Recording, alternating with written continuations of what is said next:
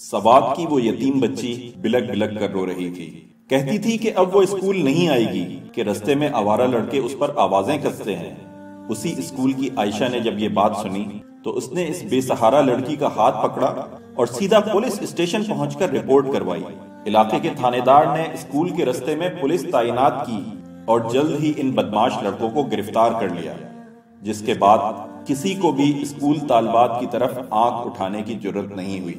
عائشہ اپنے اسکول کی طالبات کے مسائل کے حل کے لیے ہمیشہ اسی طرح تیار رہتی تھی۔ وہ چاہتی تھی کہ کوئی بھی بے سہارا لڑکی کسی وجہ سے بھی تعلیم سے محروم نہ رہے۔ اس وقت کسے معلوم تھا کہ ایک دن یہی عائشہ پاکستان میں عورتوں کے حقوق کی حقیقی ترجمان بنے گی، جس نے 14 سال کی عمر میں شادی ہونے کے باوجود اپنی تعلیم کا سفر جاری رکھا اور مالاکنڈ یونیورسٹی سے اعلیٰ تعلیم حاصل کی۔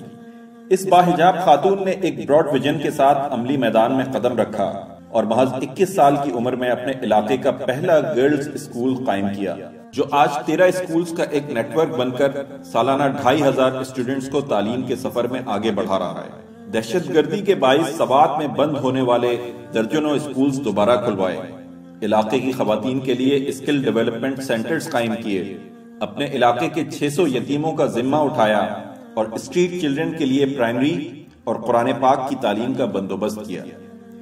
انہی خدمات کے اعتراف میں انہیں صدارتی ایوارڈ سے نوازا گیا۔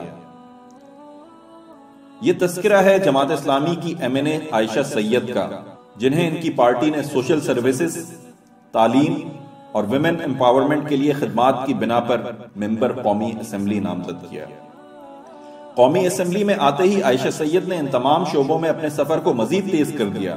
سوات میں پہلی خواتین یونیورسٹی کا بل منظور کروایا، خواتین سے متعلق چپتے ہوئے مسائل پر قانون سازی کی، جن میں ویمن ہراسمنٹ کی روک تھام، میٹرنیٹی لیز میں اضافے، مطلقہ اور بیواؤں کو ٹیکس ایگزمپشن، یونیورسٹی پریمیسز میں فیمیل ہاسٹلز کا قیام اور لڑکیوں کی تعلیم کے لیے سازگار ماحول کی فراہمی کے بلز قابل ذکر ہیں۔ اس کے علاوہ اسمبلی میں عوامی مسائل سے متعلق بھی کئی بلز منظور کروائے، جن میں رشوت خور افسران کے خلاف سخت سزائیں، فیول پرائسز میں کمی، چائلڈ سیکشول ابیوز پر سخت ترین سزائیں، میڈیا پر فحاشی کی روک تھام، قرآن کریم کی تعلیم عام کرنے اور وٹنس پروٹیکشن بل شامل ہیں۔ یہی وجہ ہے کہ 342 ممبران کی اسمبلی میں عائشہ سید کا شمار کارکردگی کے لحاظ سے ہر سال ٹاپ 5 ہی میں رہا، اور خواتین پارلیمنٹیرینز میں تو وہ سر فہرست رہیں۔ گولڈ میڈلسٹ عائشہ سید کی کوششیں صرف پاکستان تک محدود نہ رہیں، بلکہ وہ کبھی انٹرنیشنل فورمز پر پاکستانی خواتین کی نمائندگی کرتی، کبھی اوورسیز پاکستانیز کے مسائل حل کرتی، تو کبھی شام کے مظلوموں پر دست شفقت رکھتی نظر آئیں۔ عائشہ سید ان لوگوں کے لیے انسپریشن ہیں جو اپنی اقدار پر قائم رہتے ہوئے اپنے خوابوں کو تعبیر دینا چاہتے ہیں۔